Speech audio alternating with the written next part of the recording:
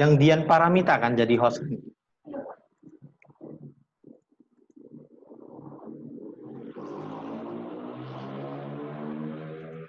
Oke, udah ya.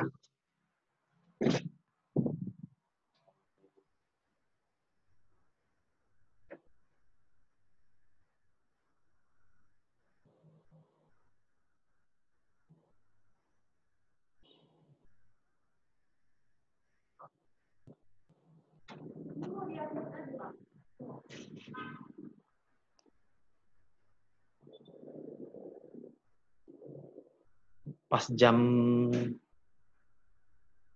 13.58 loh.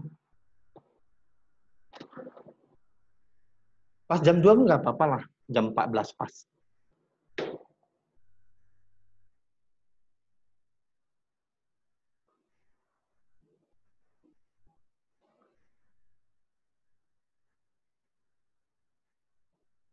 Tiga belas lima delapan pun nggak apa-apa lah dia. 13.58.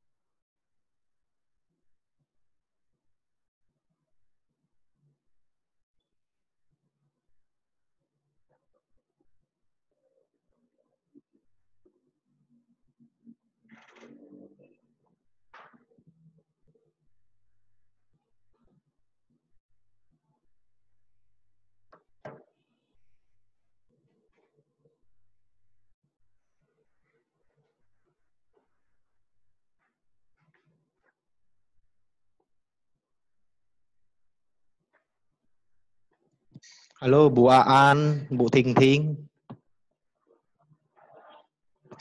Ada Bu Aan nih. Iya, halo Pak. Siang, sorry. Iya. Iya, ada buahan. Bu Aan.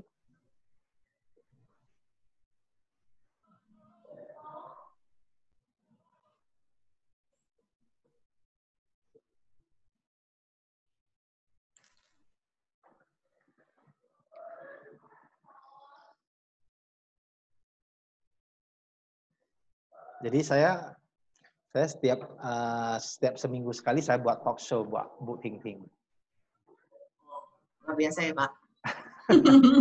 Branding ya. Masih ini ya? Hah? Halo? Ya. Dengar kok, Bu. Tiap minggu ya, Pak? Iya, setiap hari Jumat. Seminggu sekali. Jadi sekalian branding saya sama branding Air Ascot. Oh iya. Biasa.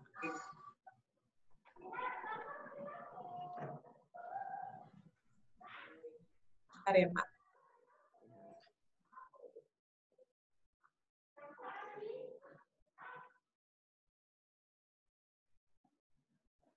Udah 101 orang, Bu, Ting Ting yang daftar.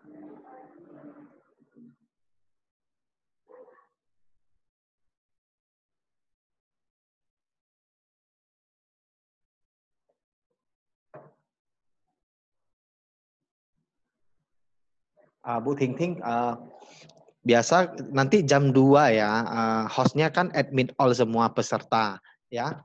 Jadi biasa kita nggak langsung mulai, saya biasa nunggu 5-10 menit dulu, kasih orang masuk gitu. Ya, nggak apa-apa. Banyak. Biar ini aja.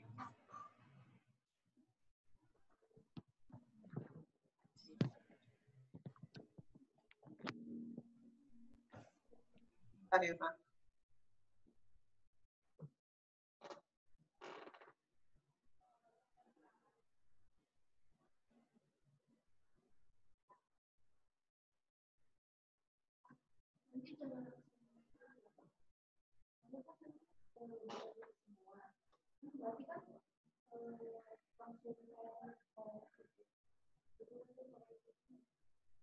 Maksudnya kamu admit all, habis itu mute all semua.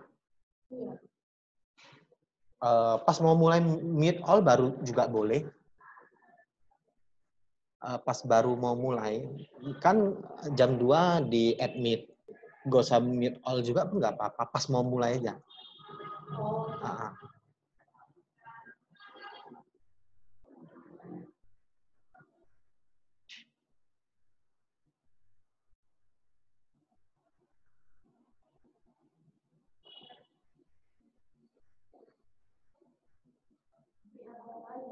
Ya.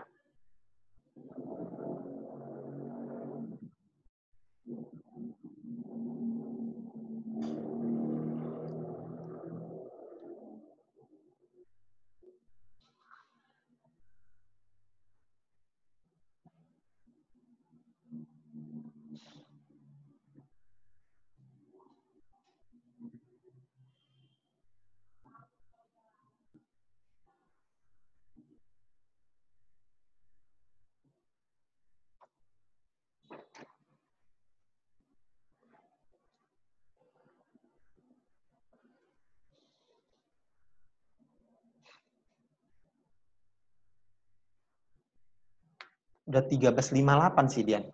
Jam kamu jam berapa? Iya, admit aja.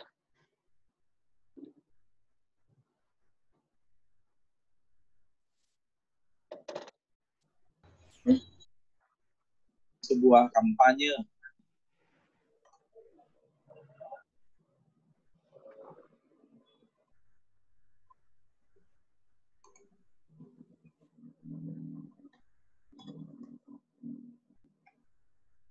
Halo. Selamat siang semuanya.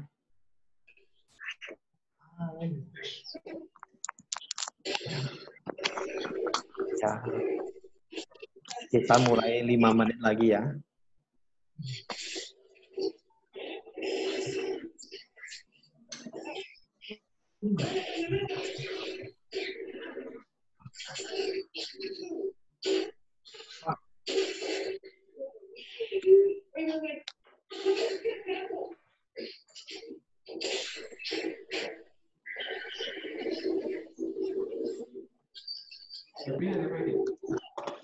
Hah?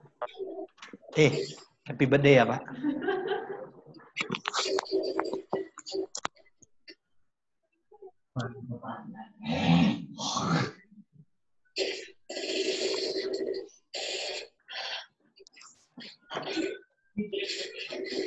Halo Bu Aan. Ya. Oh, ini banyak orang era juga ya. Di luar era pun banyak juga ya saya lihat ya.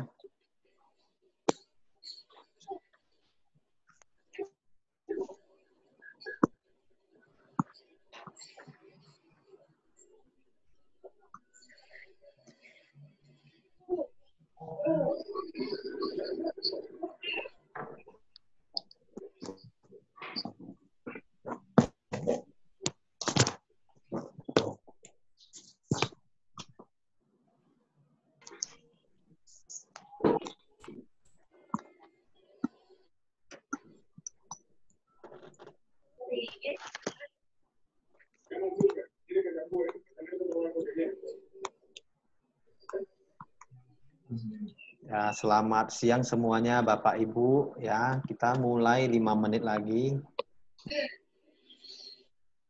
Ini sudah hadir 31 orang dari 101 orang yang mendaftar ya.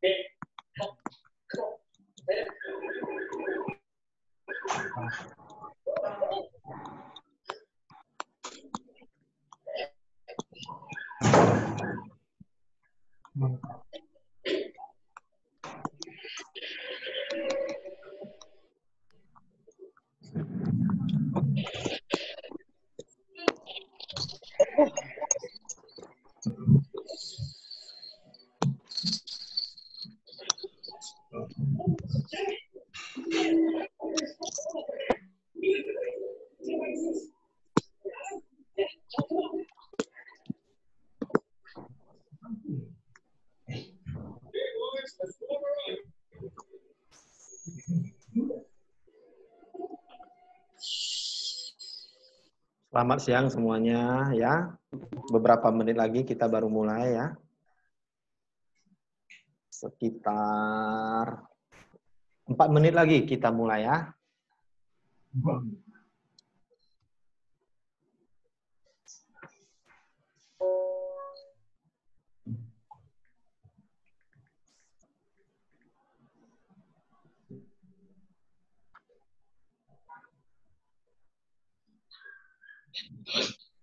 Ini sebelum mulai mungkin video peserta boleh dibuka ini. Jadi kita bisa tahu ya, saling kenal gitu.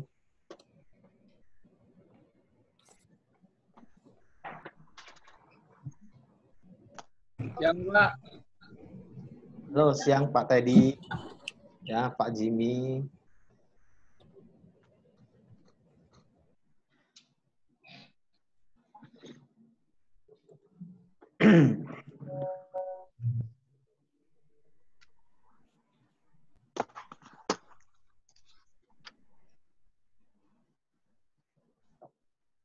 Ya.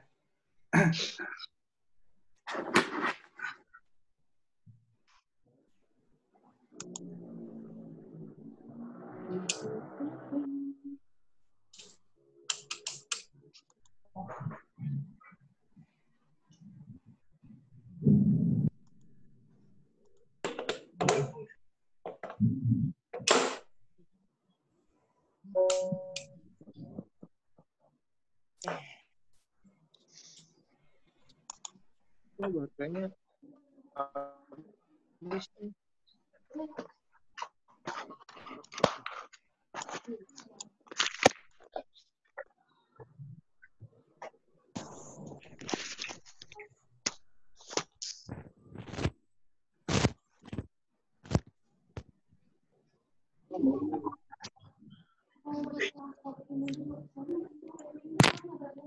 Apa? Halo, selamat siang Pak. Pak, saya Vivi dari Gading. Mau tanya, Iya, ya. mau yang laki dalam Ya, itu ini di grup ada juga yang nanya. 20 juta. Boleh saya bantu pasarin, Pak? Saya dengan Vivi dari Era.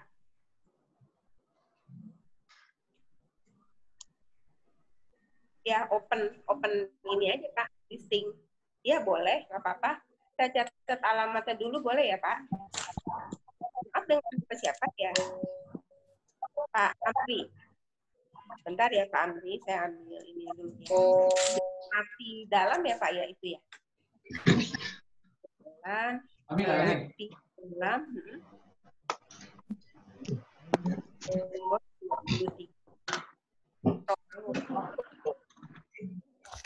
RT 04 RW 08.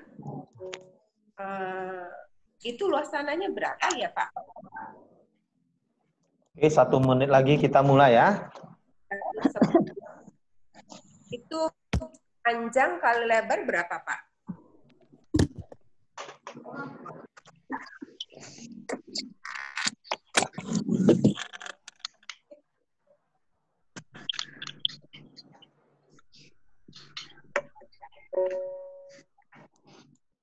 Oke, kita mulai ya. 3, 2, 1.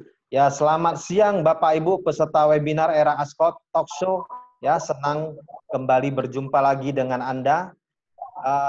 Host mungkin bisa bisa di-mute semuanya, host. Ya. Ya, kali ini kami mempunyai topik yang sangat bagus, yaitu bisa ya, Bu Ting Ting bisa menjual 92 unit rumah secondary per tahunnya. Ya, berarti 1 minggu itu lebih kurang hampir rata-rata 2 unit, Bu Ting Ting ya. Itu luar biasa sekali. Nah, kita langsung saja saya perkenalkan narasumber kami yang sangat luar biasa, Bu Ting Ting ya. Beliau adalah pemasar properti profesional yang bisa menjual 92 unit rumah secondary ya, sekali lagi rumah secondary bukan primary setahunnya dengan omset ratusan miliar per tahun. Ya, beliau juga merupakan asisten associate vice president Era Gading. Ya, beliau juga merupakan ratu properti di Kelapa Gading. Dan terakhir beliau juga merupakan penulis buku properti yang berjudul Sell Like a Lady. Halo Bu Ting Ting, apa kabar? Ya, siang Pak. Makasih atas undangannya. Baik Pak. Oke, mungkin saya minta kerjasamanya ya, suara-suaranya.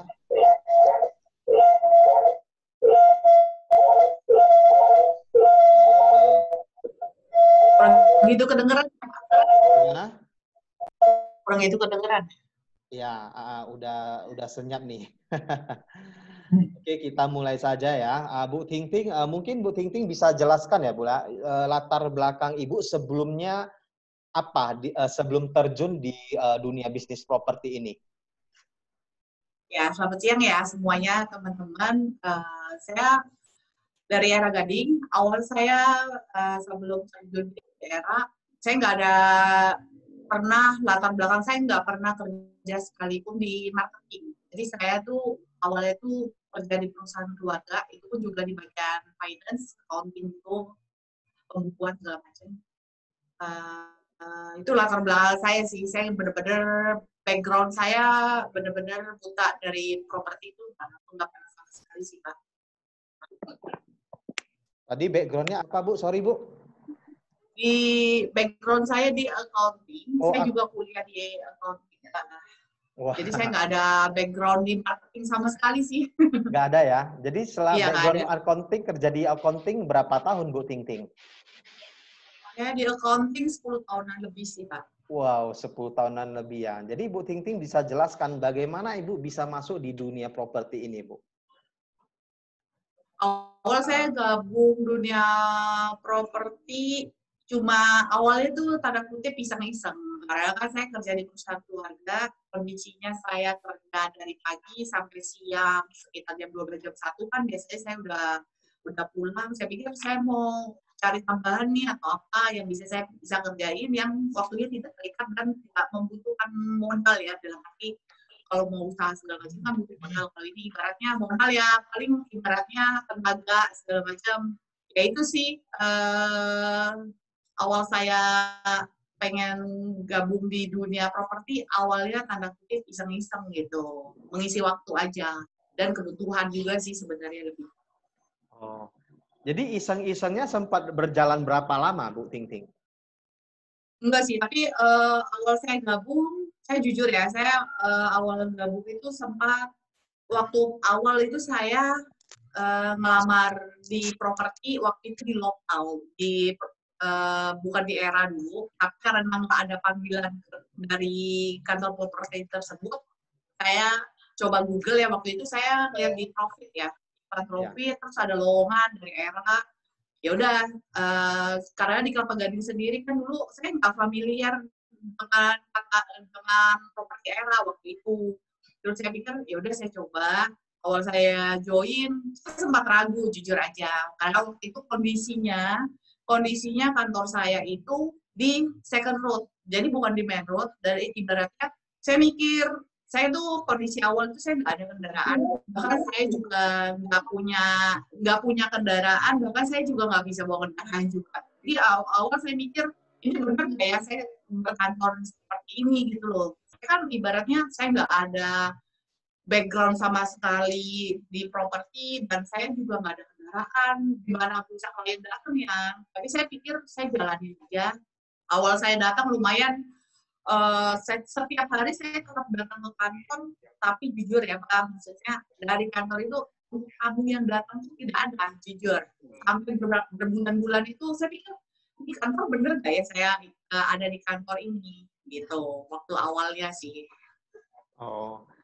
Wah, Bu Ting Ting ini berawal bahkan dari tidak punya kendaraan ya. Tidak bisa nyetir, nggak bisa bawa sepeda motor. Jadi Ibu memulainya dari mana gitu?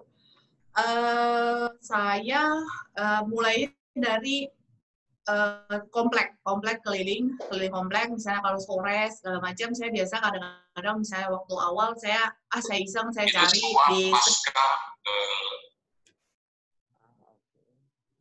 saya keliling di komplek rumah saya saya nggak sore saya biasa jalan, misalnya saya ajak anak saya foto-fotoin yang rumah-rumah tanpa perantara, itu sih yang saya lakukan. Terus kalau misalnya lagi di jalan ada lihat KTP, saya biasa saya fotoin semua sih Pak.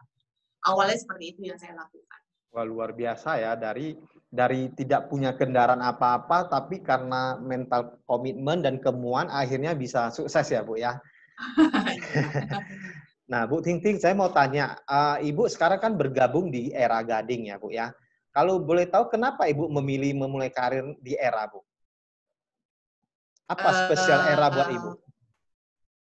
Waktu itu saya jujur kan dari awal saya bilang, sebenarnya saya juga nggak tahu saya mau kemana. Cuma saya pikir begitu saya komitmen di satu kantor, kan saya panggilan pertama saya di Era, jadi saya mutusin. Awal saya pikir, nanti saya pikirkan dulu ya, besok saya kasih jawaban waktu itu. Karena kan benar saya pikir ini tempat sih bukan main road, dan saya pikir saya nggak ada kendaraan, saya mengharapkan kamu walk-in nggak mungkin juga. Yang saya pikirkan itu dulu pertama. Terus saya juga nggak ada data klien, saya mulai dari mana ya? Tapi saya pikir, ya udah, berarti saya yang harus melangkah, berarti saya yang harus gerak. Saya juga bukan tipe orang yang maksudnya maksudnya Bapak tanya kalau kenapa saya pilih Era, saya melihat makin jalan ke sini setelah saya jalani semua ya, saya merasa ini cukup ya, maksudnya setiap marketing itu bisa berhasil karena diri dia sendiri. Bu Ting Ting, maaf, ini ada Ya. beberapa chat yang masuk katanya suara Ibu kurang jelas Bu. Oh nggak jelas ya? Iya. Ini kebetulan yang hadir ini sudah ada 59 orang ya dari 105 orang yang mendaftar.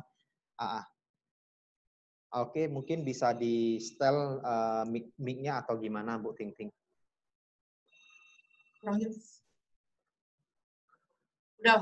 Udah belum Pak? Sudah. Udah ya. Lanjut saja Bu. Ya. Tadi sampai mana ya Pak? Ya. Ya kalau misalnya makin ke sini saya merasa semua marketing itu pada dasarnya kita bisa berhasil, tapi tentunya tidak bisa berjalan sendiri menurut saya ya. Karena saya merasakan dampaknya support dari branding, dari setiap kantor itu sangat penting. Kalau menurut saya seseorang itu kalau suatu pekerjaan itu kalau bisa dilakukan dengan tim sama sendiri itu akan beda. Makanya saya pikir kenapa saya sampai sekarang pun bertahan di Era, ya seperti itu. Karena saya pikir, ya saya nggak bisa sendiri. Karena ini pekerjaan yang membutuhkan tim.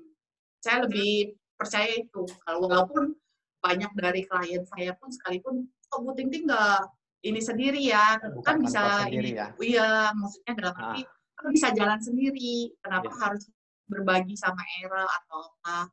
Tapi saya cuma tahu aja, saya cuma mikir ya itu makanya saya merasakan karena dampak yang luar biasa. Karena saya bertumbuh di sini seperti itu, saya mendapatkan support yang luar biasa dari MB saya pun, bahkan dari Era Indonesia sendiri pun mensupport setiap marketingnya sih. Itu yang saya rasakan. Support seperti apa yang Ibu dapatkan selama di Era? Apakah training atau seperti apa? Mungkin bisa dijawab. Ya, kalau dari itu training yang pasti ya. Dari training, apalagi kondisi sekarang kalau kayak seperti kondisi PSBB, Corona gitu, jujur ya, untuk setiap marketing kalau kita gerak sendiri, kondisi sekarang itu sangat sulit ya. Pasti marketing itu sangat terpengaruh sama mindset pikiran negatif ya. Maksudnya dalam arti kondisi sekarang siapa sih mau beli properti segala macam. Nah, di sini saya merasakan tuh dampaknya sangat, maksudnya efek dari saya berkantor ini, wah penting banget nih. Maksudnya ada kata-kata yang saling menguatkan dari setiap, bahkan dari Pak Darmani segala macam, buahan, khususan, pengaruh sangat pengaruh banget Pak. Yang menurut saya, kalau saya berjalan sendiri kalau sekarang, ya mungkin saya nggak bisa.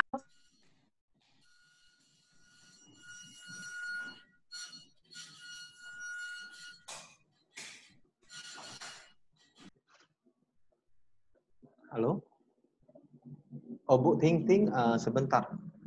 Sebentar Bu, sepertinya Bu Ting Ting audionya di mute ya. Host mungkin bisa dibantu. Oke, sudah Bu. Maaf.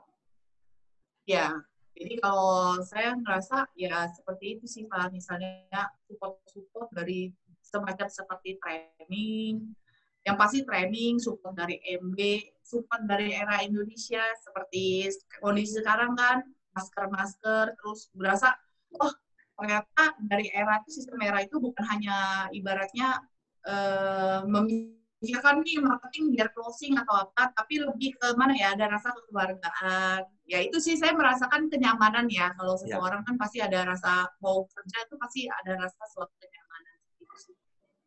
Oh, berarti kesimpulannya Ibu mendapat support yang luar biasa ya dari kantor maupun Era Prinsipal sendiri ya. Dan networking Era yang sangat luas yang bisa membuat Ibu sampai saat ini ya. Iya. Bu, kalau boleh tahu selama di bisnis ini dan di Era, prestasi apa saja yang sudah Ibu capai? Mungkin Dian host bisa tampilkan tampilin itu ya. Tampilan itunya. Ya, saya gabung di Era itu sekitar 5 tahun yang lalu. Jadi mungkin kalau sebagian teman yang mungkin belum pernah mendengar webinar saya yang kemarin-kemarin, mungkin saya jelasin sedikit ya kayak saya itu awal saya gabung, saya nggak training dulu sebelumnya, karena saya ketentu waktu untuk kerja. Jadi, saya tapi komitmen, sebelum training pun saya tetap ke kantor tiap hari. Tiap hari saya ke kantor, apapun saya masih benar-benar baru, saya nggak tahu saya mau ngapain, ya saya datang ke kantor aja. Saya follow up data-data listingan yang saya udah foto, biasa saya lakukan, tapi saya tiap hari. Sebelum training, 1 bulan setelah saya join, tapi saya belum training, itu saya sempat bisa closing rumah, tanpa saya training dulu waktu itu. Saya pikir, mujizat ya saya bisa closing, tapi tanpa training, sebelum training. Jadi saya pikir ya udah saya jalanin. Selama saya gabung di Era itu dari 2016 sampai 2020, prestasi-prestasi yang saya dapat, ya saya seperti mendapatkan Rookie of the Year ya 2017 itu penghargaan untuk marketing di Era yang baru join di bawah 2 tahun. Itu saya dapat. Terus saya dapat juga top APBC di Singapura 2017. Itu berdasarkan unit transaksi dan berdasarkan komisi. Itu se-Asia Tenggara. Terus di tahun 2020 ya penghasilan di tahun 2019 saya kita ya se-Era Indonesia nasional, yaitu bagi saya sih ya luar biasa. Saya juga nggak nyangka saya bisa mendapatkan semua itu sih Pak. Oke, wah Ibu tidak ikut training tapi bisa ya? Kenapa bisa begitu Ibu?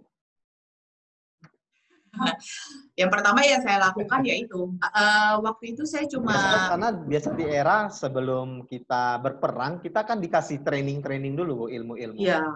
Waktu itu saya deal-dealan sama MB saya sih, Pak saya minat serius, saya mau join, cuma saya kepentok saya harus izin karena kerja. Karena kan waktu kita SST kan dari pagi sampai sore.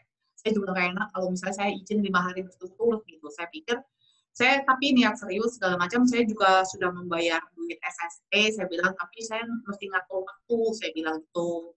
Udah oke, tapi saya tiap hari saya datang setelah pulang kerja dari perusahaan keluarga pun saya datang selalu kantor, saya ngelisting. Saya cuma waktu itu iseng, saya cuma Google doang.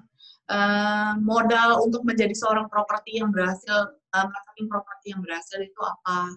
Waktu itu saya cuma mendapatkan satu modal nafas itu yaitu listing. Jadi nafas agent itu sebenarnya listing. Ya udah saya cuma pikir listing. Waktu itu kan saya nggak ada klien dan saya juga berkomitmen untuk saya tidak melibatkan pihak keluarga atau teman. Waktu itu saya kondisinya emang benar-benar saya mau ibaratnya ya udah dimulai dari orang yang tidak saya kenal. Jadi benar-benar door to door ibaratnya orang yang nggak pernah saya kenal, orang yang nggak pernah saya ketemu, itu yang saya hubungin. Ya itu sih yang saya lakukan. Oh, luar biasa. Kenapa bisa sampai berhasil? Luar biasa ya komitmennya Ibu Ting Ting ya.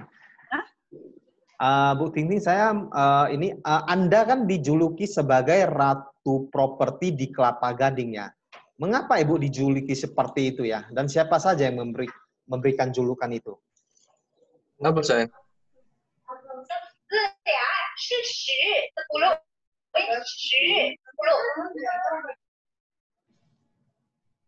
Ya, kalau misalnya saya dapat julukan Ratu Properti Kelapa Gading itu kan dari Pak Darmadi ya, CEO-nya Era Indonesia. Saya kenapa dikasih julukan itu saya juga bingung ya. Mungkin karena emang jujur saya lebih fokus emang di Kelapa Gading.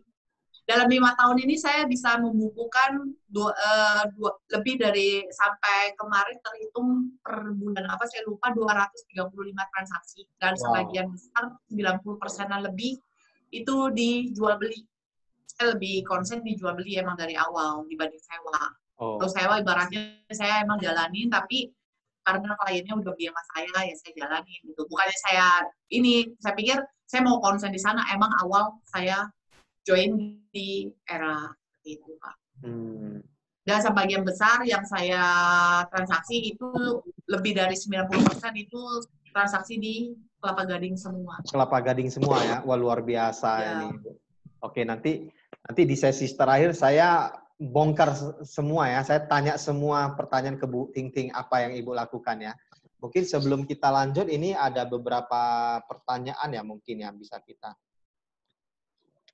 saya buka dulu. Ini ada yang bertanya ini Bu dari Pak Arasta ya. Bagaimana bisnis properti di era pandemi? Prediksi harga-harga turun tapi ternyata masih tetap tinggi ini. Bu Ting Ting gimana? Ya, kalau misalnya untuk Kelapa Gading sendiri ya. Bagaimana teknik terbaru memungkinkan beli properti tanpa uang di era pandemi? Menggunakan uang bank atau strateginya? Maksudnya? Saya ulang ya. Mungkin ini pertanyaan saya simpelkan saja. Bagaimana bisnis properti di era pandemi, prediksi harga-harga turun tapi ternyata masih tetap tinggi?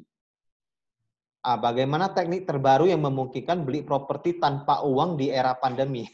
Menggunakan uang bank atau strategi lainnya?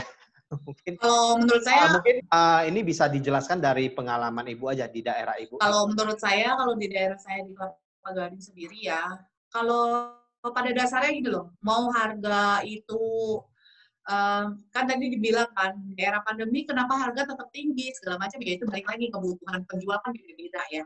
Mungkin yang waktu penjualnya sekarang belum butuh uang, ya mungkin masih belum ada harga. Jadi mungkin harga masih cukup tinggi, masih belum bisa terjual ya bagi saya ya nggak masalah. Itu ibaratnya ya kita nggak perlu fokusin bagi saya yang penjual yang mana benar-benar lagi kepepet uang atau ya emang lagi butuh uang ya kita baru bisa fokusin untuk menjual dalam kondisi seperti ini pastinya. Tapi kalau misalnya untuk dari pakai uang bank atau ini, ya pasti kita tahu ya kalau misalnya dari bank itu peraturan lumayan sangat ketat ya kalau untuk kondisi sekarang untuk masalah DP pun pasti akan tinggi semua persentasenya seperti beberapa bank ada yang hampir 55%, bahkan ada beberapa bank yang stop untuk KPR. Ya mungkin itu kita yang tergantung kita bisa analisa sendiri ya dari CMA kita misalnya ini sebenarnya terjual bisa murah berarti kita ngakalin siasatnya seperti apa ya kita bila negosiasi untuk maksudnya bilang sama ke bank kita butuh pelakuan seperti ini segala macam. Kalau saya sih seperti itu sih Pak, harganya mungkin di up seperti itu. Berarti bahkan saat ini saat pandemi ini ada bank yang stop KPR ya Bu ya? Ya. Beberapa bank. Oke, mungkin saya bisa kasih kesempatan ya yang mau bertanya mungkin bisa raise hand ya. Ada? Sebelum kita masuk sesi selanjutnya. Oke, kita lanjut saja ya. Setahu saya Ibu di tahun 2018, Bu Ting Ting ini bisa menjual 73 unit rumah secondary ya. Bahkan di tahun 2019, Ibu bisa menjual 92 unit rumah secondary. Ya, ini hal yang sangat luar biasa. Itu lain dengan primary ya. Orang kalau beli primary sekali beli misalnya satu lantai apartemen ratusan unit, puluhan unit ini itu biasa ya. Ini karena Ibu bisa menjual 92 unit properti secondary ya. Ibu kenapa bisa sesakti ini, Bu? apa yang Ibu lakukan bisa menjual rumah sebanyak itu? Ya, kalau saya ditanyakan apa, ya sebenarnya sama sih seperti yang marketing lain lakukan. Ngelisting, follow up klien, pasang spanduk, by internet. Itu sih sebenarnya. Tapi kalau saya juga bingung ya kalau ditanya, kok bisa ngejual 92 unit, ya pasti saya menjaga hubungan ke klien. Intinya saya juga melakukan servis yang terbaik. Intinya kalau satu daerah misalnya ada kekurangan apa, saya pasti akan infokan, Pak. Biasanya saya akan ngomong apa adanya. Pak, ini lokasi seperti ini loh, tapi kan plus minus. Tergantung Bapak kebutuhannya apa, budgetnya berapa, lokasinya pengen kemana. Biasanya saya selalu membukakan seperti itu. Jadi di mana klien itu merasa mungkin trust ya, merasakan trust bahwa oh iya, ini agent, karena beberapa klien saya pun ngomong gitu. Saya maksudnya ya kayak gini, maksudnya saya suka sama pelayanan kamu karena kamu kalau ngomong apa adanya. Walaupun daerahnya banjir, karena kalau Gading kan lengkap ya dengan banjir ya. Setahun ini bahkan sampai 3 kali. Saya akan ngomong, Pak. Saya akan ngomong. Kayak tadi saya lagi chat-chat sama klien saya, daerahnya banjir nggak, Bu?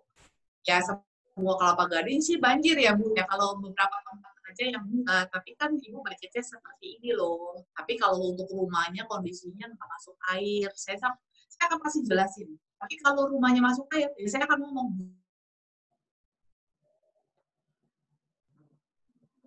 Itulah yang saya nginfo-infoin. Sebentar ya, Bu. Apa? Marahin masih. Iya. Iya, mungkin ini ada yang ini suara Ibu hilang-hilang sih. Tapi cukup jelas sih ya, saya rasa ya. Masih putus-putus ya? Iya. Oke, kita lanjut saja ya. Bu Ting-Ting, mungkin Ibu bagaimana cara mencari listing dan mendapatkan listing, Bu? Ya. Nah, dan Ibu mainnya di Kelapa Gading. Kalau boleh tahu, Iya, listing Ibu udah ada berapa banyak saat ini selama 4 tahun bergabung di ERA? Hah? Suara saya nggak terlalu kedengaran. Halo? Ya, dengar, Pak. Dengar ya, Ibu ya? Iya, dengar. Oke, mungkin bisa dijawab, Bu Ting-Ting. Listing saya sampai sekarang sekitar 1.400-an dari awal saya join. Cara mendapatkan listing yang pasti dari awal ya yang saya bilang door to door, saya keliling komplek, saya mulai dari seperti itu semua. Tapi makin ke sini saya lebih banyak mendapatkan refer dari klien sih, Pak. Karena misalnya kliennya ada saudara mau jual, Bu, saya dikenalin sama ini ya, saya mau nitip listing. Lebih banyak seperti itu sih. Tiap bulan hampir rata-rata misalnya 20-30 unit listingan yang masuk tanpa saya keliling, kliennya refer ke saya sih. Oh, berarti banyak yang referral ya? Karena kenapa banyak yang referral, Bu? Apa karena Ibu punya nama di daerah tersebut? Kalau awal sih ya pasti nggak ada yang referral ya, karena saya awal ya benar-benar buta sama sekali, saya juga nggak hubungin keluarga atau teman. Tapi makin ke sini ya karena saya nggak tahu ya, mungkin karena kliennya cocok dengan pelayanan saya, servis saya, dia merefer ke saudara atau temennya yang mau beli atau jual rumah sih, Pak, di kondisi. Kalau listing Ibu di Kelapa Gading itu persentasenya berapa yang open, biasa berapa yang eksklusif, Bu? Eksklusif sih kalau dihitung sih nggak nyampe 10% sih, Pak. Oh. Semua open. Semua open ya? Kenapa, Bu? Rata-rata open. Hah? Kenapa kebanyakan open, Bu? Bagi saya gini loh, nggak semua owner kan terbuka ya, mention dalam arti ini kalau bikin open sama itu, mereka berpikir yang mana yang cepat, itu mereka mau siapa aja boleh jual, seperti itu. Ada beberapa owner yang ya udah saya nggak mau pusing sama banyak agent, saya eksklusif. Ada juga sekarang makin banyak.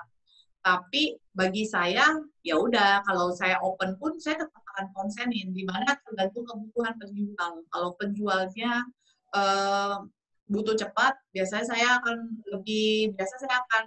kelompok-kelompokan, dalam arti seperti itu. Kalau penjual ini kelihatannya butuh cepat nih, harga bisa bisa lumayan kompetitif segala macam, biasanya saya akan lebih konsenin seperti itu sih. Kriteria seperti apa, Bu, yang Ibu konsenin, Bu? Mungkin dari harga, Yang pasti motivasi harga, menjual, lokasi. harga Yang dan pasti lokasi. harga dan lokasi, iya.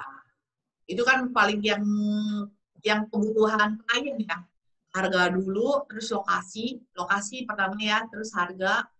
Ya itu, berarti kita harus konsenin, ya harus kita jadi agent yang sering-sering update ke klien sih. Berarti harga yang murah ya, Bu ya, harga yang sesuai pasar atau Iya. di bawah pasar ya? Iya. Nah, Ibu sudah dapatkan listing ya, Bu ya. Mm-mm. Ibu bagaimana cara memasarkan dan menjual listing tersebut, Bu, biasanya? Cara memasarkan seperti biasa, lewat spanduk atau internet, atau saya broadcast ke klien. Itu sih 3 itu aja yang saya lakukan. Oh, dari spanduk, broadcast, sama apa, Bu? Satu lagi? Internet. Internet itu berarti seperti digital platform properti ya, seperti rumah.com begitu ya, Bu ya? Iya. Oke, sebelum kita masuk sesi berikutnya, ini ada pertanyaan ya, Bu ya. Bu Ting Ting, strategi penjualan apa yang bisa kita pakai untuk penjualan di era new normal? Soft selling seperti apa yang bisa kita gunakan dalam penjualan rumah secondary? Ini pertanyaan dari Ibu Yuliana Lingling. Mungkin bisa dijawab, Bu. Kalau misalnya strateginya sama sih ya, seperti saya lakukan, nggak ada yang perubahan. Nggak ada perubahan dalam arti, tapi saya akan biasanya menseleksi klien sih. Dimana kalau klien ini kira-kira, kita kan sebelum untuk ketemuan, kita biasa nanya, Bapak, Ibu, misalnya dia ada kategori, seperti contoh kasus klien saya bilang, saya akan beli rumah kalau apartemen saya udah kejual ya, berarti saya akan mensortir sih sebenarnya. Karena saya pikir saya akan menseleksi klien untuk kondisi sekarang, karena kan ya berusaha untuk menjaga jarak juga. Dalam arti kalau itu kebutuhannya tidak mendesak, saya nggak akan, saya akan pending dulu ketemunya. Paling saya, Ibu boleh nggak Ibu lihat survei dulu rumahnya atau apa? Karena saya pikir kan nggak segampang itu juga, ibaratnya, apalagi dia mau beli properti, ibaratnya dia harus menjual properti lain. Jadi saya pikir ya saya harus seleksi dulu zaman kondisi PSBB atau new normal seperti ini loh. Karena saya tetap menjaga aturannya, masker, PSBB segala macam. Ya di mana saya harus mensortir semua itu sendiri sih, Pak. Oke, baik. Ya, mungkin pertanyaan Bu Yuliana bisa terjawab dengan puas ya. Ini ada beberapa pertanyaan lagi ya, Bu ya. Ibu yang bertanya, Ibu Natalia Devinta, apakah semua klien Bu Ting Ting bersedia dipasang spanduk? Bagaimana kalau owner tidak mengizinkan spanduk? Apa yang dilakukan Ibu Ting Ting? Yang 3 saya lakukan, kalau misalnya nggak boleh pasang spanduk, ya saya by internet atau broadcast klien. Atau broadcast grup agent. Biasanya saya selalu orangnya welcome to kobrok, ibaratnya. Saya nggak peduli mau kobrok dalam kantor, misalnya ini listingan saya dikobrokin lagi ke agent lain, segala macam. Yang penting saya pikir, bagi saya gimana cepat kejual aja. Intinya gitu, saya nggak memperhitungkan ibaratnya, komisi nanti dipotong berapa ya, terus saya dapatnya berapa. Tapi saya lebih ngejar ke unit closingan, Pak. Dari awal saya berkomitmen di era. Makanya sampai sekarang saya pun, bukan saya kejar, ini komisi saya dapat berapa ya? Dapat dikit mas, saya nggak mau deh. Ibaratnya gitu ya. Kalau saya pribadi emang saya lebih kejar ke unit closingan dibanding ke, ya ibaratnya kalau komisi sebenarnya ngikut ya pasti ya. Kalau kita dengan unit closingan kita banyak, ya komisinya juga pasti akan naik kan, ibaratnya gitu. Kalau saya prinsip saya. Berarti Ibu Ting Ting lebih fokus ke unit ya daripada nilainya, nilai nominal properti tersebut ya, Bu ya? Iya. Kalau Ibu tahu range harga berapa yang Ibu closing selama ini? Kisaran harga berapa properti per unitnya? Kalau Kelapa Gading itu yang paling lumayan itu sebenarnya di Kelapa Gading 1-3 M itu cukup banyak. Tapi kalau udah di atas 3 M ada. Tapi apalagi kondisi PSBB segala macam ini, sepertinya yang kondisi benar-benar yang harganya juga yang lumayan cukup murah atau yang per meternya yang masih lumayan jatuh ya harganya ya, zaman PSBB seperti ini sih Pak. Ibu fokus di Kelapa Gading saja ya Bu, atau mungkin ada di daerah lain begitu? Saya lebih ke Kelapa Gading atau Sunter karena saya bisa lebih menjangkau. Tapi kalau untuk sekitar-sekitar ini, misalnya saya bisa terjangkau Pulau Mas segala macam, saya masih konsenin. Tapi saya lebih update untuk harga ini terjual berapa, itu saya udah, memori saya udah lebih kayak, oh nih berdasarkan data terjual saya di sini. Kelapa Gading saya pasti lebih hafal sih Pak, jauh lebih menguasai. Kalau boleh tahu harga tanah di Kelapa Gading sekarang saat ini berapa Bu pasaran? Tergantung ini kelasnya ya Pak. Ada yang di atas 30 jutaan per meter juga ada, di bawah di 20 juta ke bawah, belasan juta juga ada. Range-nya sih sekitar di 10-an ke 10 sampai 30-an ya. Oke. Jadi 10 sampai 30 juta ya range-nya Bu ya. Itu lumayan juga ya harganya ya. Itu Kelapa Gading setahu saya itu daerah terelit nomor 3 ya di Jakarta ya Bu ya. Setelah Menteng, Pondok Indah dan Kelapa Gading ya, benar ya? Iya kali Pak. Saya kurang itu ini. Oke. Ini ada beberapa pertanyaan, tapi saya keep dulu ya. Saya lanjut pertanyaan dari saya sendiri. Ya, Bu Ting Ting itu bagaimana Bu cara mendapatkan database dan bagaimana memanage database yang begitu banyak? Kalau boleh tahu jumlah database saat ini ada berapa Bu? Database yang tadi saya info ada sekitar 1.400-an. Itu saya nggak ingat jumlah totalnya karena saya benar-benar hanya admin, kurang lebih 1.400-an lebih. Cara manage-nya nggak mungkin saya ingat, jujur. Semuanya saya hafal di luar kepala itu nggak mungkin. Tapi saya akan hafal yang data tanda kutip yang owner-owner yang tanda kutip butuh cepat.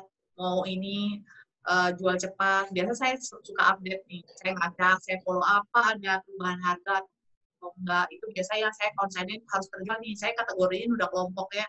Ini bulan ini kayaknya ini bisa nih. Karena harganya cukup kompetitif yang saya bilang. Kalau cara manage-nya seperti itu, saya harus mengupdate terus sih ke penjual. Terus juga saya harus mengupdate juga misalnya ada agent nawarin barang yang saya nggak pegang. Oke, saya bisa tawarin ke pembeli saya. Biasanya seperti itu yang saya lakukan terus sih, Pak. Apakah Ibu ada memakai aplikasi atau tools tertentu dalam memanage database tersebut? Nggak Pak, kalau saya pribadi itu orangnya manual. Tapi saya dibantukan koordinator office OC saya. Biasa kalau misalnya kira-kira saya lupa nih apa, biasa dari kantor kita pun akan standby gitu. Seperti itu. Dan bahkan di masa PSBB seperti ini, admin saya cukup membantu saya untuk melakukan semua update-update seperti itu sih. Wah, luar biasa ya, ini ingatan Ibu Ting Ting ya. Dari 1.400 tapi semuanya manual. Tidak ada apa. Nggak semuanya. Aplikasi tertentu. Nggak semuanya saya hafal sih Pak, tapi makanya saya bilang kita diperbantukan oleh OC di Office Koordinator di kantor yang cukup membantu di masa PSBB ini bahkan. Oke, itu yang saya tanya itu database penjual ya Bu ya. Bagaimana Ibu bisa mendapatkan database pembeli Bu? Database pembeli Ibu datang dari mana saja kebanyakan? Database pembeli yang pasti kalau dari spanduk, internet, atau mungkin dari klien to klien, saudara, refer lagi segala macam. Biasa kita berputar itu aja sih Pak. Oke. Oke, kita lanjut ke pertanyaan dari audiens ya Bu ya.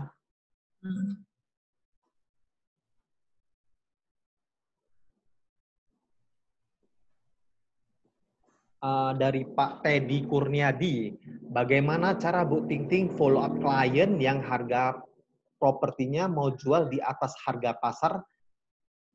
Mungkin pernah BU. Nah, ini Belum gimana? pernah BU. Kalau di atas biasa saya yang saya buat, saya lakukan kan update. Dimana walaupun misalnya awalnya dia nitip harga ke kita mungkin harganya cukup tinggi, tapi saya selalu update. Nggak berapa lama saya suka update. Pak, ada perubahan harga nggak Pak?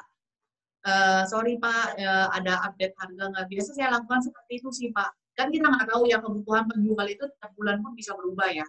Untuk dia mau menjual rumah ini dalam waktu cepat atau enggak. Tapi di mana agent itu aktif, pasti dia akan feedback ke kita. Biasanya seperti itu. Walaupun kita skip, kita berapa bulan nggak hubungin, tapi tahu nih kita berapa lama suka kontak, dia akan kontak kita feedback balik. Biasanya seperti itu sih yang saya rasain.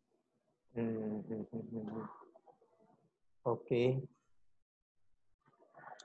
Ini ada pertanyaan lagi Pak Ahmad ya. Kebanyakan klien Bu Ting Ting dapat dari portal website mana? Apakah fitur highlight premium berpengaruh?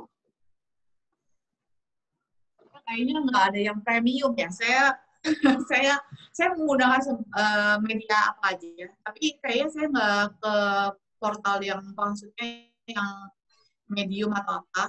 Tapi saya mencoba semua portal yang bisa ibaratnya dicoba diiklanin sih Pak.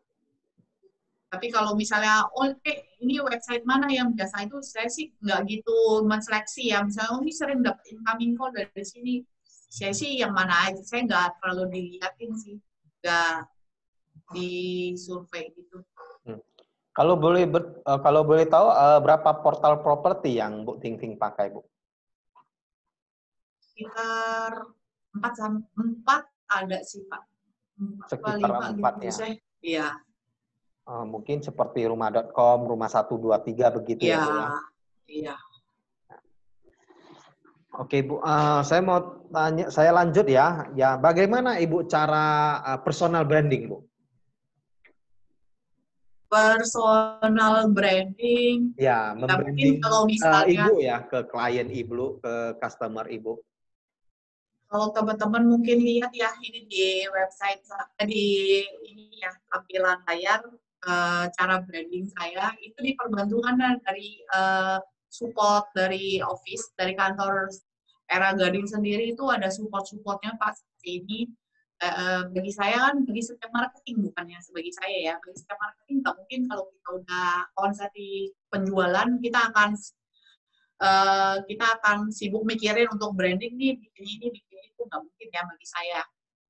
Jadi di sini fungsinya yang saya bilang yang tadi Bapak tanya ini kenapa saya mau di kantor ini segala macam ya bagi saya ini kantor saya di Era Gading sendiri pun kita ada support branding untuk setiap marketing. Ini penghasilan penghargaan apapun yang pencapaian saya sudah dapat itu biasa dibukukan. Biasa mungkin kalau dari teman-teman ada yang berteman di Facebook ya. Sama saya biasanya saya sering menampilkan ini sold out atau ini saya kejual dalam 1 hari pernah rumah ini di listing dalam 1 hari kejual atau dalam 4 hari dalam PSBB ini kejual. Itu fungsi maksudnya branding support kantor untuk ke saya itu seperti itu. Wah, berarti selalu disupport penuh ya dari MB ya Bu ya, kantor broker ya. Oke. Ya.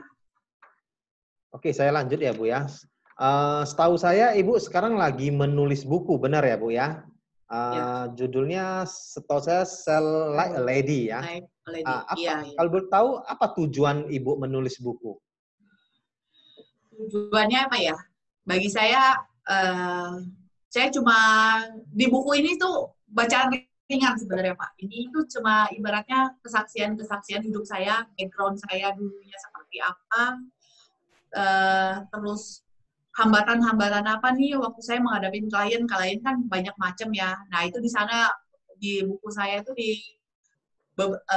banyak contoh kasus yang saya alamin. Ini akhirnya bisa closing yang menurut saya nggak mungkin ternyata kok bisa closing. Dan awal saya bergabung di Era itu seperti apa, perubahan apa, mindset apa yang saya alami ya seperti itu sih ada di buku semua. Tujuannya sih lebih ke untuk apa ya memberkati ya, lebih memberkati ke orang-orang yang mungkin dulunya pernah merasakan seperti saya, mungkin saya ibaratnya saya nggak punya, ya saya bilang, saya background saya itu, saya mulai itu bukan dari nol lagi, bahkan saya dari minus. Saya dari minus, saya kerja, saya ngandelin ibaratnya, saya nggak punya kendaraan, saya nggak ngarepin dari, misalnya saya dari ini pihak keluarga, pihak dari teman atau apa, nih bantuin dong, saya mau jualan ini, enggak.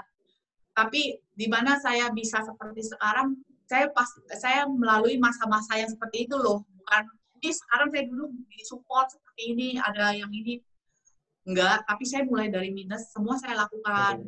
Di awal itu modalnya ibaratnya punya tangan, punya kaki lengkap, ya udah saya gerak, itu doang sih modal saya. Itu cuma memberkati aja sih, memberi semangat. Mungkin kalian, teman-teman mungkin saat ini ada yang seperti dulunya saya merasa, ini saya mau kerja apa ya? Mungkin ada yang kena PHK, kondisi sekarang kan sulit ya.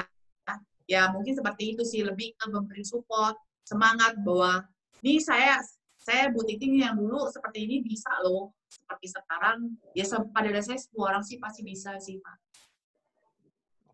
Wah, luar biasa ya Bu Ting ya. dari minus ya Bu ya.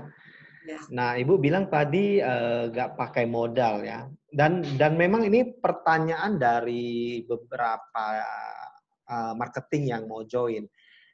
Padahal apakah bisnis ini tanpa modal, Bu? Padahal kan kita tahu itu setiap bulan itu kan ada biaya operasional ya, seperti uang minyak kendaraan, makan, itu apakah benar itu, Bu? Ya, kalau makan apakah sih... memang apa memang betul-betul gak pakai modal atau modal sedikit atau gimana, Bu? Ya, pada dasarnya gini loh, Pak. Kalau kayak makan, ya itu emang kebutuhan hidup. Ya, emang nggak kerja pun ya butuh makan. Ya. Terus kalau untuk transport, bagi saya kan itu nggak seberapa ya. Kalau kita dalam arti, misalnya kadang nggak ya, tanda kutip ya, saya pernah ketemu sama ada agent yang terlalu, maksudnya lumayan, maksudnya dia untuk mau, misalnya dia nggak bisa nganter, dia untuk gocekin kunci pun dia nggak mau keluar modal, bangsa 10.000 aja.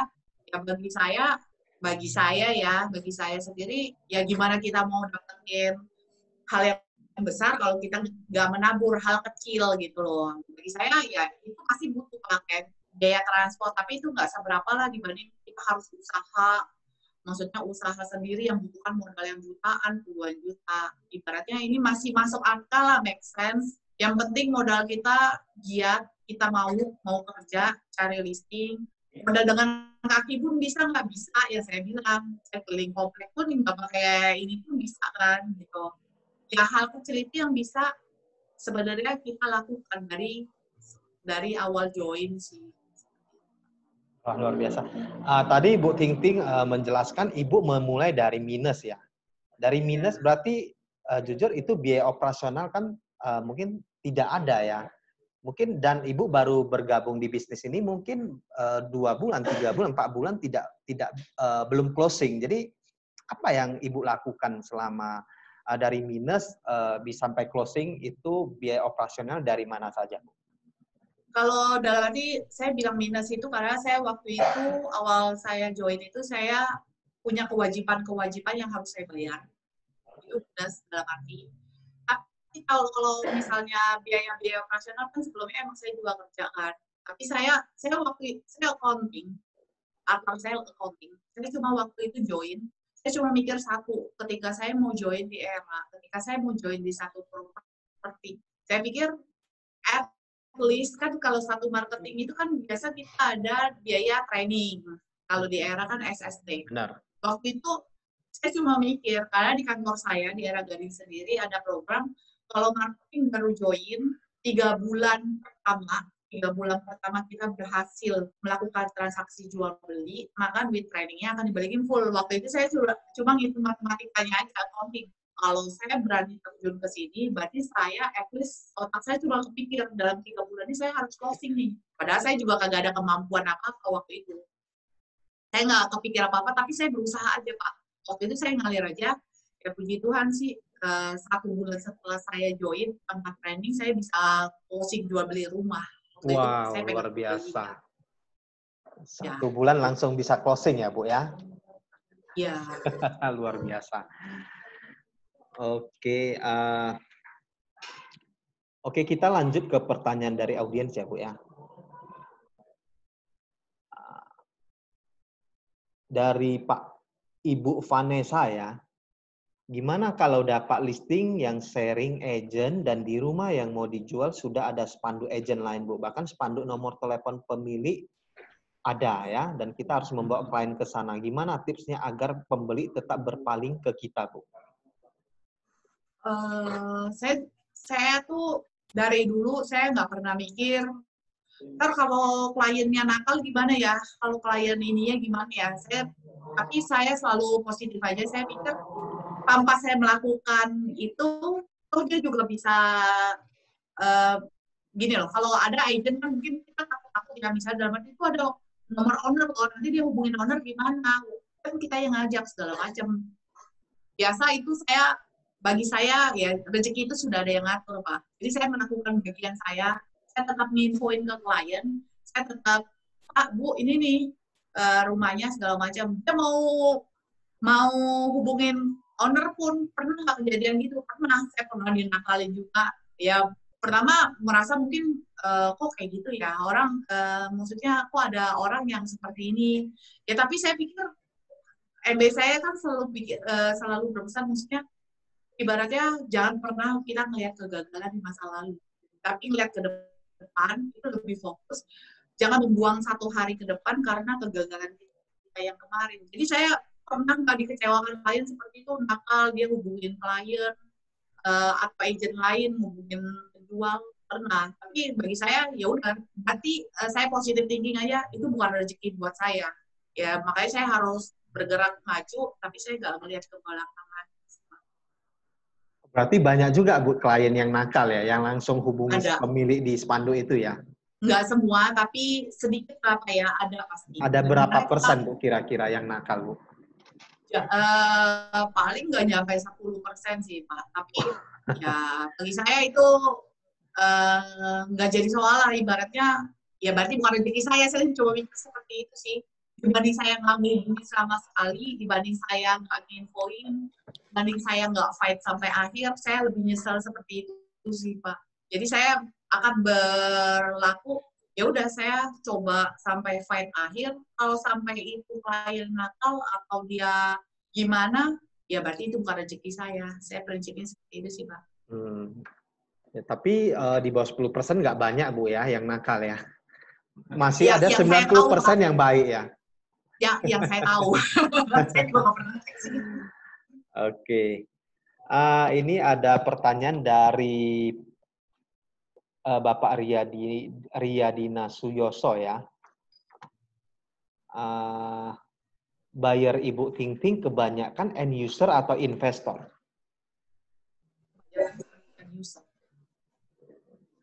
End user, Pak. End user ya. Boleh tahu komposisinya berapa persen, Bu, end user dengan investor? Kalau end user sama investor, kalau investor ada tapi nggak banyak sih, Pak. Rata-rata sih end user jauh di bawah 10% lah kalau investor mah. Oh, investor berapa persen, Bu, tadi? Sorry. Di bawah 10%, kecil. Oh, investor. Pak. Oh, berarti 90-an semua end user ya, Bu, ya? Iya. Baik. Kita lanjut ke pertanyaan lainnya, Bu, ya. Dari Ibu Stella. Bagaimana menurut Ibu ya? Setahu saya kawasan Kelapa Gading sudah tidak menarik lagi dengan kondisi banjir, crowded oleh pembangunan jalan dan LRT. Pasokan apartemen terus bertambah di Kelapa Gading terkesan tidak menarik lagi sebagai pemukiman. Mungkin bisa dijelaskan, Bu Ting Ting? Kalau menurut saya ya, Kelapa Gading emang dari dulu banjir, terkenal. Bahkan tahun ini pun di tempat banjir pun sampai setahun 3 kali. Tapi kalau saya sebagai agent, saya selalu pikir gini, di mana ada masalah, pasti di situ ada peluang. Jadi saya nggak ngelihat masalahnya, dibanding saya ngelihat masalahnya, saya fokus dan saya nggak gerak. Saya lebih pikir, saya berusaha, saya fight sampai akhir. Nggak mungkin juga ibaratnya kalau kita kabur-kabur, nggak ada yang kita tuai. dibanding kita tidak menabur sama sekali. Jadi selalu saya prinsip, ya udah saya ngelakuin aja, saya nabur aja. Sekarang banyak nggak pembeli yang nawar-nawar tabur, yang pembeli iseng, ya banyak. Tapi dibanding saya tidak mencoba sama sekali, ya saya nggak akan, dibanding saya nggak tabur, ya saya nggak akan pernah nuai. Saya jadi selalu prinsip, ya udah saya fight sampai akhir. Mau pembeli nanti yang seperti tadi bilang, ini kayaknya nggak menarik ya kalau penggading. Bagi saya, ya di mana ada masalah pasti ada peluang sih Pak. Toh sampai sekarang dari tahun kemarin pun saya bisa menjual sampai 92 unit, terbukti masih daya tarik kelapa gading itu masih ada. Ada ya. Oke Bu, waktu kita pun nggak banyak ya Bu ya, sekitar 15 menit lagi ya. Mungkin saya bisa lanjut pertanyaan audiens ya. Ini dari Ibu Novi ya. Bu Ting Ting, bagaimana cara bisa menjual 92 unit per tahun? Boleh sharing aktivitas sehari-hari apa yang dilakukan oleh Ibu? Kalau aktivitas biasa saya ya seperti biasa, kayak seperti marketing lain, tapi saya selalu datang ke kantor setiap hari. Tiap hari datang ke kantor, entah saya apapun yang saya lakukan, saya follow up klien, entah saya review klien, atau saya melakukan mungkin yang kemarin sudah PPJB yang belum angkat, saya menyelesaikan semua transaksi-transaksi. Itu sih yang aktivitas. Terus saya follow up klien yang pasti yang saya bilang, saya follow up data ke penjual, saya follow up ke pembeli juga. Pak, Bu, masih mau beli rumah nggak, segala macam. Biasa saya lakukan seperti itu sih, ngantar klien. Mungkin aktivitas mencari listing itu seperti apa, Bu? Mungkin bisa Kalau saya tambahkan. aktivitas mencari listing, kalau kondisi belakangan sih saya jarang ya, karena cukup di era gading sendiri pun marketingnya sangat aktif, sangat lumayan. Jadi saya kadang-kadang saya udah keliling pun kebanyakan bentrok sih Pak, jujur aja. Kalau misalnya PPP itu udah banyak listing sama marketing lain. Tapi saya juga bukan berarti saya menutup, saya nggak pernah keliling, nggak. Tapi kalau ada senggang saya keliling juga. Tapi lebih yang saya bilang belakangan dengan berjalannya waktu, mungkin kepercayaan klien, trustnya klien, mereka akan refer ke saudara-saudara, teman, orang tua ke saya. Oh, Bu Ting Ting sekarang udah jarang keliling karena awalnya udah banyak menabur ya, Bu ya? Iya. Udah banyak menabur, cari listing, dapat listing, pasang spanduk. Jadi dari spanduk itu udah mulai Ibu yang dicari ya, bukan mencari orang lagi ya, begitu ya? Ya, ada sebagian sih, Pak. Oke, saya lanjut ke pertanyaan berikutnya. Dari Ibu Natalia ya, bagaimana cara Bu Ting Ting bisa closing dalam waktu sehari atau beberapa hari saja? Apa yang Ibu lakukan? Biasa kalau pernah saya dapat terakhir saya ngejual dalam masa PSBB ini, pernah listingan di dalam 4 hari itu ngejual. Itu gimana saya lakukan? Begitu saya dapat listingan, saya feel ini sebenarnya kebutuhan permintaan ini saya udah tahu, karena saya punya database pembeli itu, saya ada rekodnya.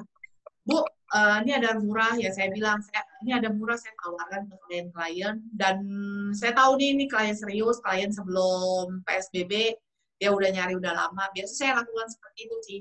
Dan saya segala cara saya akan pakai, mau broadcast ke agent, dan minta izin bantuan, maksudnya sesama beda kantor pun saya akan welcome. Jadi semua cara saya akan pakai, segala cara. Oke, luar biasa Bu Ting Ting, rajin banget ya. Berarti biarpun kita marketing associate tapi harus berkantor tiap hari ya Bu ya, di kantor ya. Ya kalau saya sih ngerasa beda sih Pak, kalau di rumah sama di kantor. Beda ya feel-nya ya Bu ya.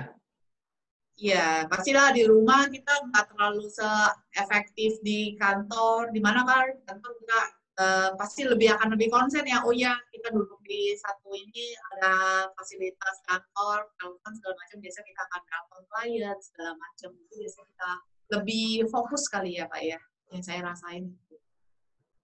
Benar. Kalau di rumah kadang ada anak-anak mengganggu, kita udah hilang konsentrasi ya Bu ya. nggak konsen. Iya.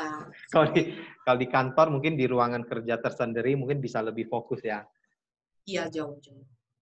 Oke, ini dari Ibu Vera Eka Sari ya. Bu Ting Ting, kalau pasaran ruko di Gading Kirana pasaran berapa ya? Gading Kirana setahu saya sekitar di angka 4-5 M-an ya. Tapi itu waktu saya pernah ada listingan di sana itu pun waktu yang sebelum PSBB ya. Kalau sekarang sih jujur di lapangan pasaran itu kan sangat turun drastis ya. Jadi itu mesti diupdate sih. Tapi ini masih menjadi daerah Kelapa Gading ya Bu ya, Gading Kirana ini ya. Iya, Kelapa Gading. Kalau boleh tahu Kelapa Gading itu jumlah unit rumah ada berapa Bu? Nah, jumlah unit rumah saya kagak pernah ini ya Pak. Tapi dia Kelapa Gading itu sebenarnya kecil, cuma satu kecamatan aja. Jadi bukan seperti bayangan Kelapa Gading itu besar, cuma emang penduduknya lumayan, perumahannya juga banyak. Tapi ya cuma Kelapa Gading itu dari satu kecamatan aja sih. Kira-kira ada 10.000 kakak Bu? 10.000 kakak. Saya juga nggak pernah ini sih Pak, jujur aja Pak. Kalau saya jawab ini, saya nggak kurang gitu dianalisa perhitungan itunya sih. Oke. Baik. Kita lanjut ke pertanyaan Pak Tri ya. Bagaimana cara menghadapi buyer yang suka jajan dengan banyak agent di unit yang sama? Mohon petunjuknya Bu Ting Ting. Ya banyak saya juga mendapatkan maksudnya banyak buyer yang ibaratnya nyoba. Ntar dia nawar sama A, B, C, D gitu loh. Yang mana yang bisa ini. Tapi kita memberikan trust sebenarnya.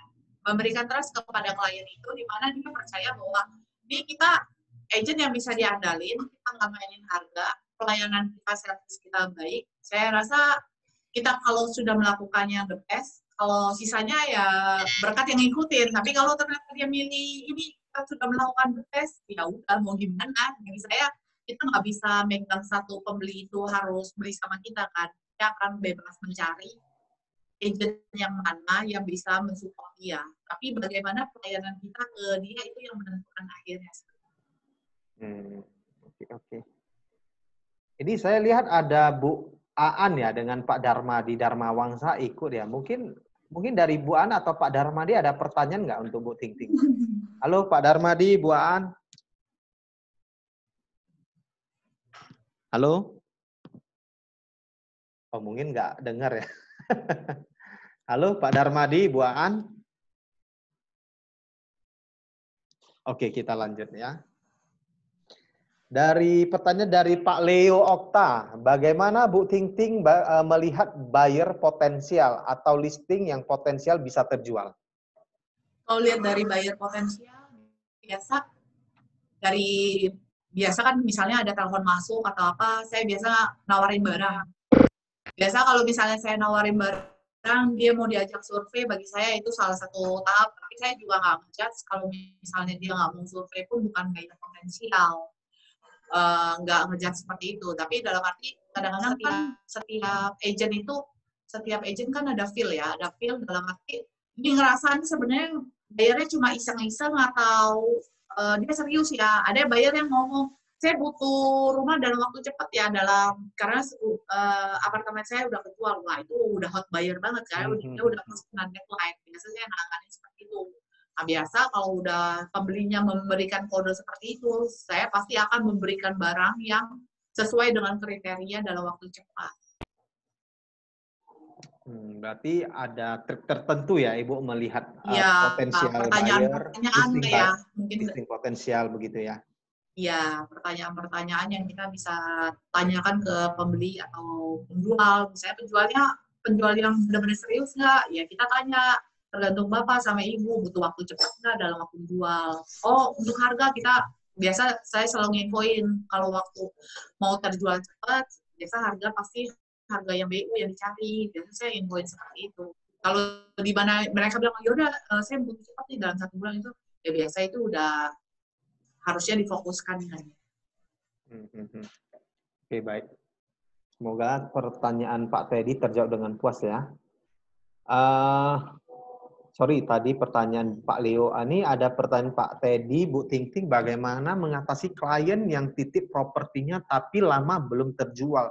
Karena banyak klien yang tanya terus-menerus nih, kenapa properti yang dititipkan harganya masih tinggi?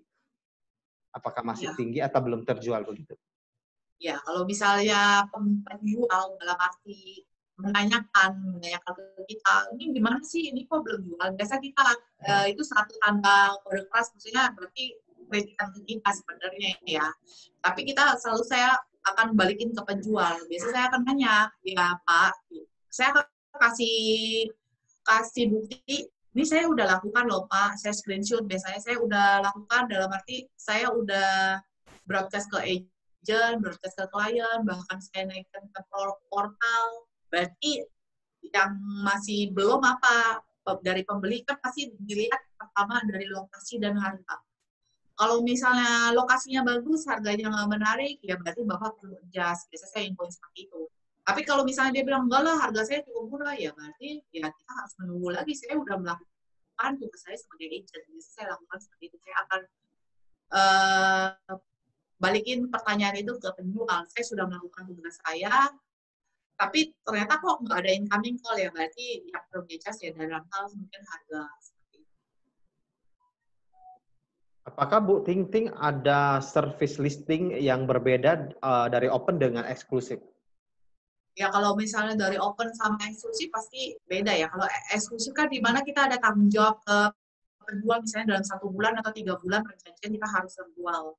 Itu saya akan sign, tapi di mana kalau misalnya harganya juga nggak kompetitif segala macam, ya saya akan ngomong, ini saya udah usahakan, saya akan feedback, tetap saya akan memberi laporan, saya udah naikin ya iklan segala macam, ternyata masih belum ada respon, ya berarti harganya yang belum di-adjust, yang perlu di-adjust. Tapi kalau misalnya di mana mereka tetap keputusan kan balik lagi tetap di penjual ya, untuk harga segala macam.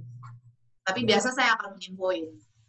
Kalau open, saya akan fokusin juga, tapi di mana tanda kutip harga yang bisa kompetitif yang saya akan fokuskan untuk gimana bisa saya kejual dalam waktu cepat.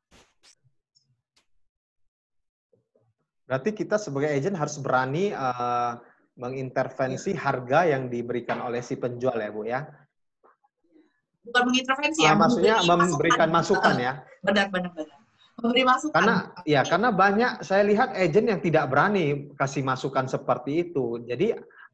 Jadi menelan mentah-mentah apa yang dikatakan si penjual. Iya. Kalau saya pribadi, saya selalu ngomong. Saya selalu ngomong apa adanya, tapi saya akan balikin lagi. Berapa keputusan penjual. Boleh. Baik, luar biasa. Mungkin kita masuk ke pertanyaan terakhir ya dari Ibu Novianti. Bagaimana Ibu cara mendapatkan database pembeli? Tadi udah ya? Tadi udah dijawab ya. Mungkin bisa di-share sekali lagi, Bu. Database pembeli yang saya info ya dari spanduk, dari iklan internet, dari refer klien, itu banyak sih. Pada dasarnya ibaratnya celah apa yang bisa kita lihat nih, dari penjual pun jadi pembeli pun ya juga bisa, karena lihat mungkin dari kita mungkin broadcast ke dia, itu juga bisa sih. Oke, luar biasa. Oke, saya masuk ke sesi terakhir ya Bu ya. Ini pertanyaan terakhir dari saya Bu ya. Nah, Ibu di tahun 2019 bisa menjual 92 unit rumah per tahun ya. Jadi ini selanjutnya apa target Ibu di tahun 2020 dan seterusnya? Kalau target saya sih tahun 2020 jujur, saya sebenarnya target saya di akhir tahun 2019 untuk tahun 2020 saya mau menjual 120 unit.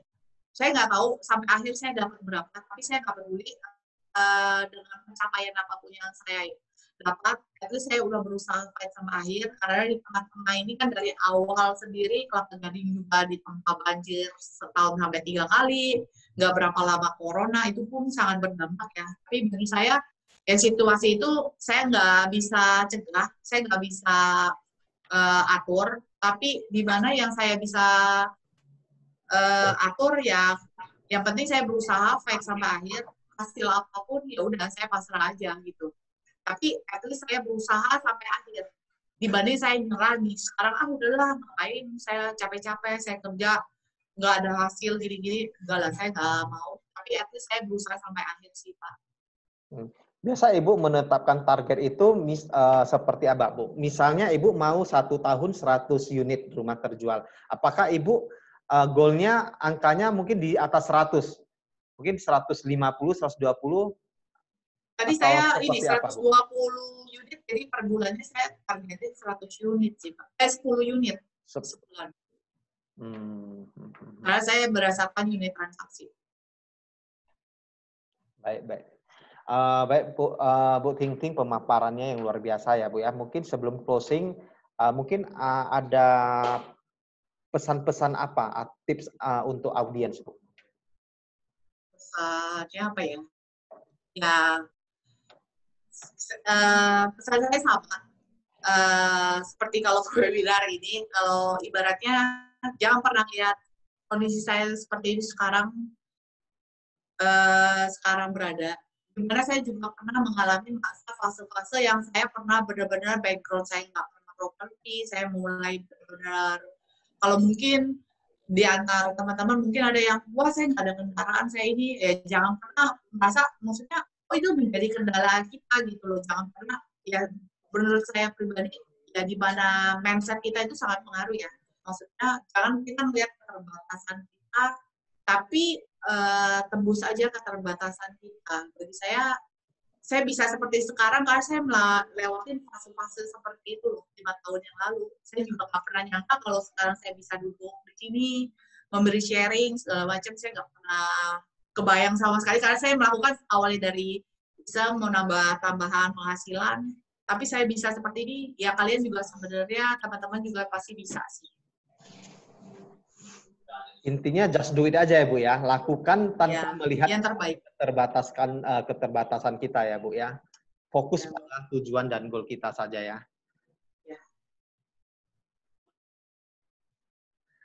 Oke Bu Ting Ting, terima kasih pemaparan dari Ibu yang sangat luar biasa ya. Semoga pemaparan dari Ibu Ting Ting itu bisa bermanfaat untuk para audiens ya. Sebelum closing, saya mungkin bisa kita akhiri talkshow ini ya. Sebelum saya akhiri, saya ucapkan terima kasih banyak kepada Bu Ting Ting ya, dan kepada semua audiens. Mungkin kita akan berjumpa lagi di Era Ascot Talkshow selanjutnya di tanggal 6 Juni, itu hari Sabtu, jam 10 pagi dengan narasumber Pak Jauhari Orat Bangun, Duta Besar Indonesia untuk China dan Mongolia. Dan narasumber kedua adalah Pak Iwan S. Lukminto, owner and CEO PT Sritex Tbk ya. Beliau merupakan top 50 orang terkaya di Indonesia. Ya, mungkin info-info dari Era Ascot bisa ikuti Instagram Era Ascot atau Facebook Era Ascot ya, dan Edi Sanjaya. Dan semua rekaman-rekaman webinar talkshow ini bisa Anda ulang di YouTube Edi Sanjaya. Ya. Dan terakhir, mungkin ada yang mau bertanya tentang Era ataupun Era Ascot, mungkin bisa menghubungi saya di nomor handphone 081 162 29088. Saya ulangi sekali lagi, 081 162 29088. Ya. Oke, saya akhiri. Terima kasih Bu Ting Ting dan para audiens. Terima kasih Pak. Terima kasih.